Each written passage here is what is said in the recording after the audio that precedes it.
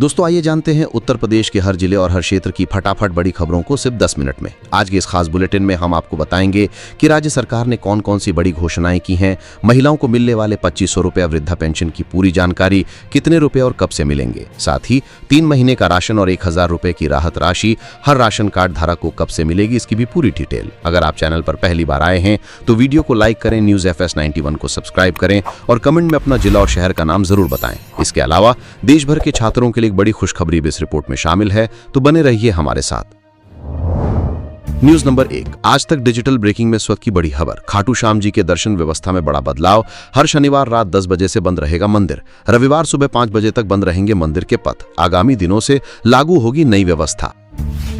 News number 2, Rakshabandhan पर योगी सरकार का तोहफा। माताओं बहनों को योगी सरकार का तोहफा। रक्षाबंधन पर रोडवेज बसों में नहीं लगेगा टिकट। 3 दिन बस में मुफ्त सफर कर सकेंगी महिलाएं। 8 से 10 अगस्त तक फ्री सफर कर सकेंगी महिलाएं। न्यूज नंबर 3, फ्री लैपटॉप योजना 2025 पूरी तरह से लागू की जा रही है। सुप्रीम कोर्ट के निर्देश के बाद केंद्र और राज्य सरकारों ने मिलकर फैसला लिया है कि 10वीं और 12वीं पास छात्रों को मुफ्त लैपटॉप दिए जाएंगे। साथ ही उन छात्रों को RS 25,000 तक की प्रोत्साहन राशि के रूप में मदद दी जाएगी ताकि वे आगे की पढ़ाई बिना किसी रुकावट के जारी रख सके। न्यूज नंबर 4, भारत सरकार ने राशन कार्ड को लेकर एक नई योजना की शुरुआत की है।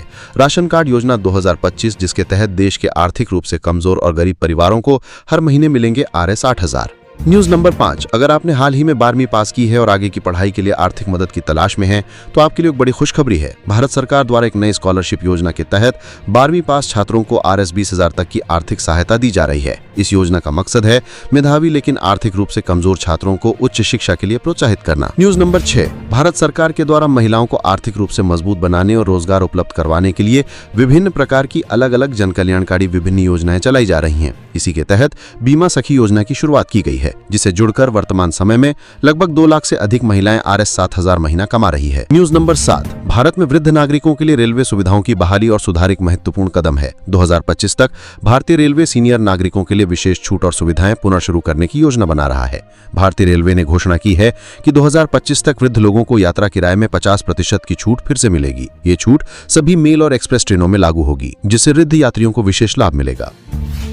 न्यूज नंबर 8, ग्रामीण भारत के करोड़ों लोगों के लिए एक बड़ी खुशखबरी सामने आई है। केंद्र सरकार की महत्वाकांक्षी योजना प्रधानमंत्री आवास योजना PMAY के तहत 2025 की नई सर्वे लिस्ट जारी कर दी गई है। इस बार जिन लोगों के नाम इस नई सूची में आए हैं उन्हें सरकार की ओर से 1,20,000 रुपए की वित्तीय सहायता घर बनाने के लिए दी जाएगी। न्यूज नंबर 9, अगर आप 12वीं पास हैं और कंप्यूटर सीखकर नौकरी या खुद का काम करना चाहते हैं तो आपके लिए एक बेहतरीन मौका है। सरकार ने एक नई योजना शुरू की है, फ्री कंप्यूटर ट्रेनिंग स्कीम, जिसके तहत योग्य युवाओं को फ्री कंप्यूटर ट्रेनिंग दी जाएगी और साथ ही RS 15,000 तक की आर्थिक सहायता भी मिलेगी। न्यूज नंबर 10, मुख्यमंत्री योगी आदित्यनाथ ने उत्तर प्रदेश की आशा और ममता कार्यकर्ताओं के लिए प्रोत्साहन राशि में वृद्धि की घोषणा की है। आशा कार्यकर्ताओं को अब 1,000 की जगह 3,000 रुपए मिलेंगे, जबकि ममता कार्यकर्ताओं को प्रति 100 की जगह 600 रुपए की प्रोत्साहन राशि दी जाएगी। इस फैसले से ग्रामीण क्षेत्रों में स्वास्थ्य सेवाओं को मजबूती मिलेगी और लगभग 1 लाख कार्यकर्ताओं को लाभ होगा। न्यूज नंबर 11, भारत सरकार ने पेंशन की एक नई योजना लागू की है कि अगर आपके पास ई-श्रम कार्ड है तो मिलेंगे RS 3,000 रुपए का पेंशन हर महीने, और ये योजना केवल वृद्धा लोगों के लिए है। अगर आप भी बुढ़ापे में इस योजना का लाभ लेना चाहते हैं तो पेंशन फॉर्म भरना होगा ई-श्रम कार्ड से। अगर आपके पास ई-श्रम कार्ड नहीं तो जल्द बनवा लें। न्यूज नंबर 12, बूथ लूटने वालों ने बनवाए 2 वोटर ID। भाजपा का तेजस्वी यादव पर आरोप, EC ने भेजा नोटिस। राजद नेता तेजस्वी यादव एपिक नंबर को लेकर विवादों में हैं। भाजपा ने आरोप लगाया कि तेजस्वी यादव ने गलत एपिक नंबर दिखाया। भाजपा प्रवक्ता संबित पात्रा ने तेजस्वी पर 2 वोटर कार्ड रखने का आरोप लगाया और चुनाव आयोग से जांच की मांग की है। चुनाव आयोग ने तेजस्वी यादव को नोटिस जारी करके एपिक नंबर RAB 2916-120 का विवरण मांगा है। न्यूज नंबर 13, एयरपोर्ट पर मारपीट करने वाले आर्मी ऑफिसर की बढ़ेगी मुश्किलें, भारतीय सेना का बयान जारी, जाने पूरा मामला। श्रीनगर हवाई अड्डे पर एक सेना अधिकारी ने स्पाइसजेट कर्मचारियों के साथ मारपीट की क्योंकि उन्होंने अतिरिक्त वजन वाले बैग के लिए भुगतान करने से इनकार कर दिया। इस घटना में एक कर्मचारी की रीढ़ की हड्डी में फ्रैक्चर हो गया और दूसरे का जबड़ा टूट गया। सेना ने मामले को गंभीरता से लेते हुए जांच में पूरा सहयोग करने का आश्वासन दिया है। न्यूज नंबर 14, चारधाम यात्रा बद्रीनाथ हाईवे पर गधेरा उफान पर, हनुमान चट्टी में पुल की नींव को खतरा। चमोली जिले में बद्रीनाथ हाईवे पर हनुमान चट्टी में गधेरा उफान पर आने से पुल की नींव खतरे में है। फूलों की घाटी में बादल फटने से स्थिति गंभीर हो गई है। बीआरओ ने सुरक्षा के लिए दीवार निर्माण शुरू कर दिया है और 9 टन से अधिक भार वाले वाहनों का आवागमन रोक दिया है। भारी वर्षा के कारण ग्रामीणों की कृषि भूमि को भी नुकसान पहुंचा है। न्यूज नंबर 15, बिहार पॉलिटिक्स, चुनाव आयोग के SIR के बाद नए मिशन पर JDU 34 नेताओं को मैदान में उतारा। जेडीयू के 34 नेता 5 से 8 अगस्त तक बिहार के विभिन्न विधानसभा क्षेत्रों का दौरा करेंगे ताकि ये सुनिश्चित किया जा सके कि किसी भी योग्य मतदाता का नाम मतदाता सूची से न छूटे। ये निर्णय जेडीयू प्रदेश कार्यालय में हुई एक बैठक में लिया गया, जिसमें निर्वाचन आयोग के मतदाता पुनरीक्षण अभियान की समीक्षा की गई। न्यूज नंबर 16, बद्रीनाथ हाईवे पर गधेरा उफान पर हनुमान चट्टी में पुल की नींव को खतरा। चमोली जिले में बद्रीनाथ हाईवे पर हनुमान चट्टी में गधेरा उफान पर आने से पुल की नींव खतरे में है। फूलों की घाटी में बादल फटने से स्थिति गंभीर हो गई है। बीआरओ ने सुरक्षा के लिए दीवार निर्माण शुरू कर दिया है और 9 टन से अधिक भार वाले वाहनों का आवागमन रोक दिया है। भारी वर्षा के कारण ग्रामीणों के कृषि भूमि को भी नुकसान पहुंचा है। न्यूज नंबर 17, मेरठ में 3 बच्चों के शव मिलने से सनसनी। निर्माणाधीन कॉलोनी में मिली लाशें, परिजनों का तांत्रिक क्रिया का आरोप। मेरठ में 3 बच्चों ऋतिक, मानवी और शिवांश के शव एक निर्माणाधीन कॉलोनी में मिले। परिजनों का आरोप है कि हत्या के बाद शवों को पानी में फेंका गया। पुलिस के अनुसार शवों पर कोई निशान नहीं है, जिससे डूबने से मौत की आशंका है। पोस्टमार्टम के बाद ही स्थिति स्पष्ट हो पाएगी। पुलिस हत्या की संभावना से भी इनकार नहीं कर रही है। न्यूज नंबर 18, बाहर विदेश मंत्रालय की सील और अंदर 14 करोड़ की चीज। मुंबई एयरपोर्ट पर खुली सीक्रेट मिशन की पोल। मुंबई कस्टम पुलिस ने एयरपोर्ट पर 14 करोड़ रुपए के ड्रग्स के साथ एक तस्कर को गिरफ्तार किया।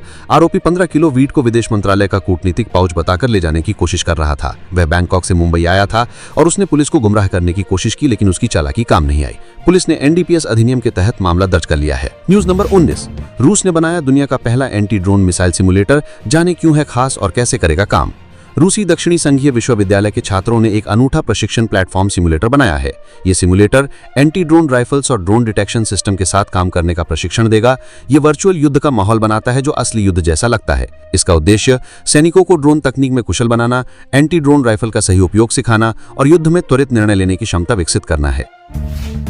न्यूज नंबर 20, कुलगाम में चौथे दिन भी मुठभेड़ जारी। अभी 5 और आतंकियों के छिपे होने की आशंका। जम्मू कश्मीर के कुलगाम जिले के अखल इलाके में सुरक्षा बलों और आतंकियों के बीच मुठभेड़ चौथे दिन भी जारी है।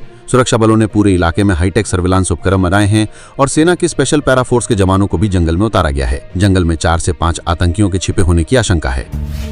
न्यूज नंबर 21, निजी अस्पताल में प्रसव के दौरान 2 महिलाओं की मौत। परिजनों ने किया हंगामा। निजी अस्पताल में प्रसव के दौरान 2 महिलाओं की मौत हो गई, जिसके बाद परिजनों ने अस्पताल पर लापरवाही का आरोप लगाते हुए हंगामा किया। मृतकों में से एक सहारनपुर और दूसरी नारसन की रहने वाली थी। पुलिस ने मौके पर पहुंचकर स्थिति को नियंत्रण में किया और शवों को पोस्टमार्टम के लिए भेजा। पुलिस मामले की जांच कर रही है। न्यूज नंबर 22, करोड़ों के आशियानों में कितने सुरक्षित लोग। 5 साल तक ही जिम्मेदारी ले रहा है आवास विकास परिषद। वसुंधरा सेक्टर 17 के ग्रीन व्यू अपार्टमेंट में तीसरे फ्लोर से छत की ओर जा रही सीढ़ियां रविवार सुबह 4:30 बजे भरभराकर गिर गईं। घटना के बाद से पिता, पुत्र व एक पालतू कुत्ता फ्लैट में ही फंस गए, जिन्हें करीब 10 घंटे बाद बाहर निकाला गया। वहीं आवास विकास ने इसे लोगों की लापरवाही बताते हुए अपनी जिम्मेदारी से हाथ खड़े कर दिए हैं। न्यूज नंबर 23, संसद पहुंचा एसएससी परीक्षा रद्द होने का मुद्दा। आप सांसद संजय सिंह सरकार से पूछेंगे सवाल।